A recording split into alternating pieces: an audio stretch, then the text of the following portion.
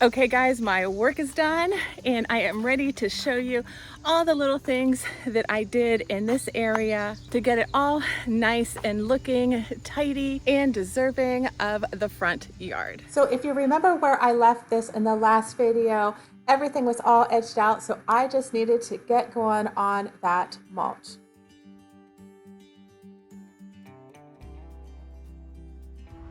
So I'm mulching now and I just happened to think of something. This mulch right here is from chipdrop.com. I don't spend a fortune on mulch. I don't buy, triple shredded hardwood mulch that's been driven all over the country in plastic bags. These are arborist chips that I get for free. You can also make friends with local landscapers that would be happy to dump some chips for you. Just thought that I'd mention that this is not shredded hardwood.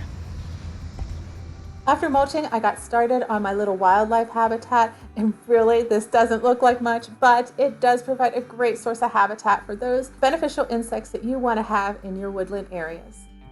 So let me turn around the camera and give you a little more detail about the final product. Okay guys, here's the bed behind me. It is all nice and ready for prime time. So let's talk about the plants that I have planted in this woodland bed, some naturally occurring and some intentionally placed. So in front here and around the front, I have the bed lined with Carex blanda. Now this is a Carex that does well with some shade and in a moist type condition. With my Carexes, like I've said before, how I line my beds, they need a little grooming. So you may be cutting them back once, twice, maybe even 3 times, just depending on which Carex you're using. Carex blanda is one that definitely needs a cutback in the early spring, late winter. Otherwise, it will look a little messy. And then here in this point, I have narrow, I think it's, I always forget the name. I think it's, Slender leaf mountain mint. I'll put it up on the screen. It's done blooming pretty much. Actually, I have a bloom over here. There's still a little bit happening. Here we go. So that's the mountain mint, and I put that here because I have a deer problem and I've been trying different plants in here to keep the deer off.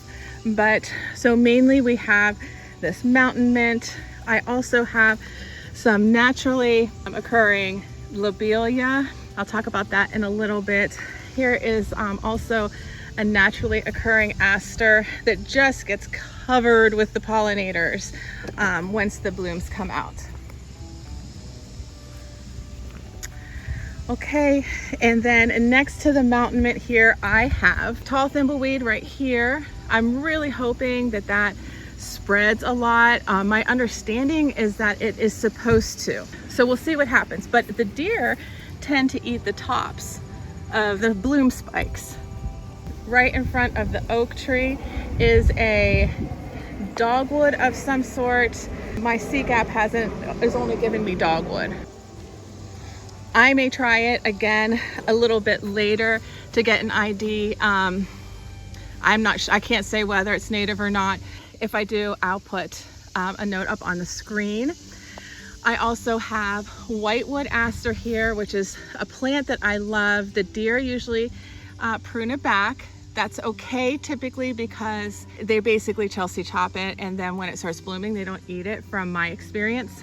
Right here, I transplanted a Native American holly, and yeah, there have been things added in these blank spots, but they haven't made it through the pile of leaves that I put on this area every fall, because basically all the leaves that fall down through here, I push all the way up into there.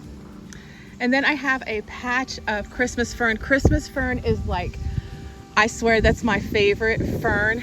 If you have one that's looking nice, it just adds just a beautiful texture. It's a nice size and it stays green most of the year. Then we have this native lobelia. This is called Indian tobacco. I think it's also called pukeweed. But it has beautiful little tiny flowers in there. They're just gorgeous. This is poisonous to dogs, just so you know. That's naturally occurring, very sweet right there. So I hope that this whole area just fills in with it. Behind the lobelia, I have my little wildlife, my little wildlife habitat. I know it doesn't look like much. I know it looks like just a pile of sticks, and it is just a pile of sticks, but it provides so much habitat for those insects that you want in your woodland. And I'll put some pictures up on the screen, but I have some others that look a little neater in the yard. They don't photograph well. It's not an eyesore. It kind of mixes in this camouflage, but I highly recommend putting these little wildlife habitats all around in your woodland areas. Here is my patch of moss. I love moss.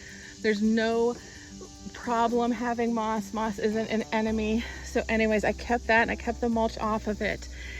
And then we have the sweet as pie partridge berries right here, which grow naturally here. They get a beautiful little white flower. I may have a photo that I can flash up on the screen.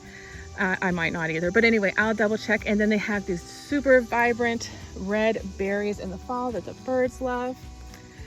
Right here is a sedge, and it's so pretty.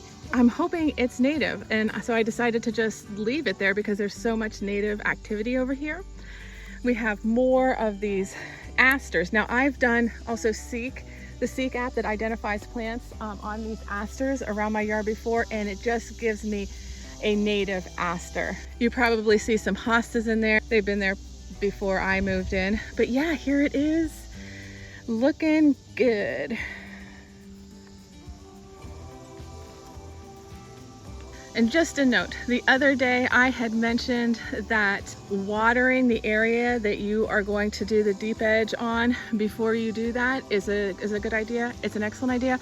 What's even better is when you get one of those torrential downpours, if you do that afterwards, oh, it makes life so much easier. Oh, the one thing I didn't point out here is bottle brush grass. This is one of my absolute favorite native grasses. It's easy to collect the seeds, and I just like to dab it around everywhere. I'm not sure if it goes here that well. That's okay. I think I'm still gonna keep it for maybe another year. We'll see. It might grow on me. I just like things to look a little neater up front, but the larger it gets, the neater it's gonna be holding itself up. So I don't know, we'll see. Anyway, this is my little natural woodland area in my front yard. And I almost forgot to share this with you guys.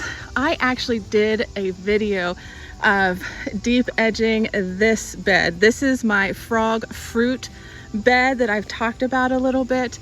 Okay, so this is the bed that I actually did put the gravel in. And I did it just down here at the bottom. Again, I don't know why I do it. I do it though. I just feel like it'll make the bed maintain itself, like the trench, a little bit more. And then here you see all the frog fruit, and it's really filling in. I can't wait for this whole bed to be covered with frog fruit. No mulch needed. That's green mulch, the best mulch. So yeah, here it is. There's the little blooms. They are so sweet. These little blooms are just so sweet, and they surprise you too because you don't notice them unless you look down.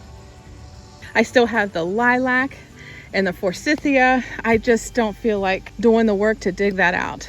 But anyway, yeah. So this one got a nice deep edge as well. Once this all came together, I noticed the shape was off, meaning that this should look more like a kidney bean. So probably next spring I'll go back in and I probably like push that out a little bit like that to make it more kidney bean-esque, and then we'll see where that goes in. I'll probably come out a little bit there too, because I don't want it to look like just a blob. Hey guys, Okay guys, once again, thank you so much for spending your time with me. I really appreciate it. And if you like this content, please consider subscribing, sharing with your gardening friends, clicking on the bell button, giving me a thumbs up, all the things if you want to. But then again, you don't have to either. So anyway, and I will see you again next time.